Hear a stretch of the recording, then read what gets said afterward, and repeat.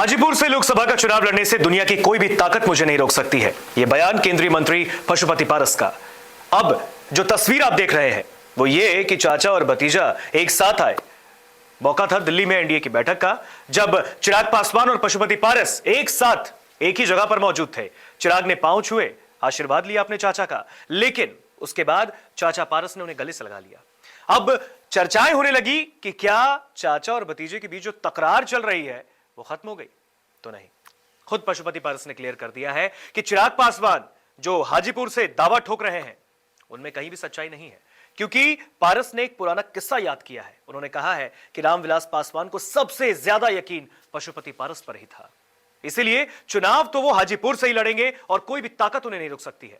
क्या है वो किस्सा, इस रिपोर्ट में। तमाम लोगों को यह आगाह करना चाहता हूं कि चिराग पासवान जी और पशुपति कुमार पारस का जो गला में गला मिलते हुए आप देखे हैं, वो एक रिश्ता अलग है, राजनीति का रिश्ता अलग है।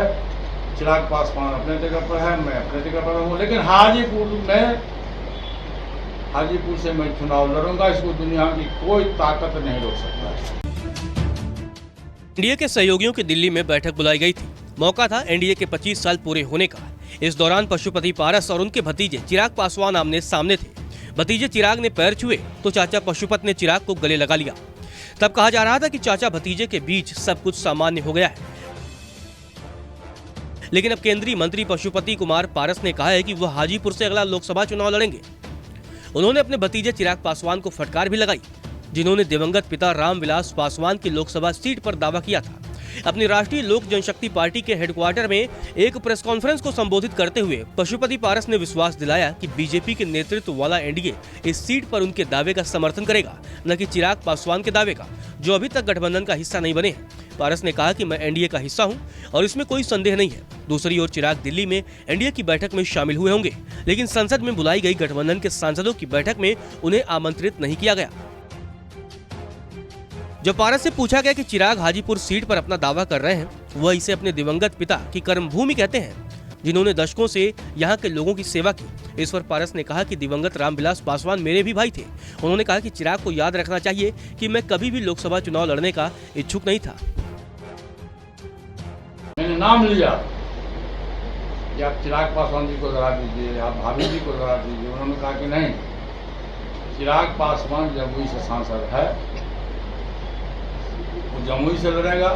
तुम हाजीपुर को 77 से लेकर आज तक तुम हाजीपुर को जानते हो। हाजीपुर हमारी माँ है और हमारा सपना है, हमारा सोच है कि मेरे नहीं रहने के बावजूद भी हाजीपुर में जो मेरा पूरा कार्य पड़ा हुआ है, तुम ही इस कार्य को पूरा करोगे। चिराग पासवान जमुई के सांसद है और जितना मुझको विश्वास तुम पर है उतना परिवार के किसी दूसरे सदस्य पर नहीं। मैंने उनकी बात को काट नहीं सका। मैं चुनाव लड़ा और जिस दिन नामांकन हुआ उस दिन मैंने आप हाजीपुर के बहुत से हमारे कार्यकर्ता लोग हैं यहाँ, मैंने अपने भाषण में कहा था कि मैं हाजीपुर से चुनाव लड़ना नहीं चाहता था, लेकिन बड़े भैया का आदेश है और पार्टी का निर्देश है कि मैं चुनाव लड़ रहा हूँ। ये चुनाव में मेरा प्रमोशन नहीं हो रहा, मेरा डिमोशन हो रहा, क्योंकि मैं बिहार सरकार के कैबिनेट मिनिस्टर हूँ। तो उसमें पत्रकार साथी ने हाजीपुर में कुछ सब लोग लिखे अखबार में कि पारस जी चुनाव हार मान ली, पहले दिन मान ली, इसलिए उन्होंने इस तरह की बात कही। लेकिन नहीं, वो बात नहीं था। बात है राजनीतिक और रसूल की बात है।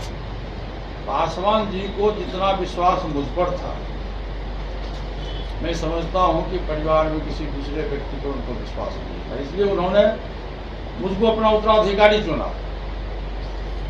इसलिए भाई साहब, मैं आप तमाम लोगों को यह आगाह करना चाहता हूं कि चिराग पासवान जी और पशुपति कुमार पारस का जो गला में गला मिलते हुए आप देखे हैं, वो एक रिश्ता अलग है, राजनीति का रिश्ता अलग है।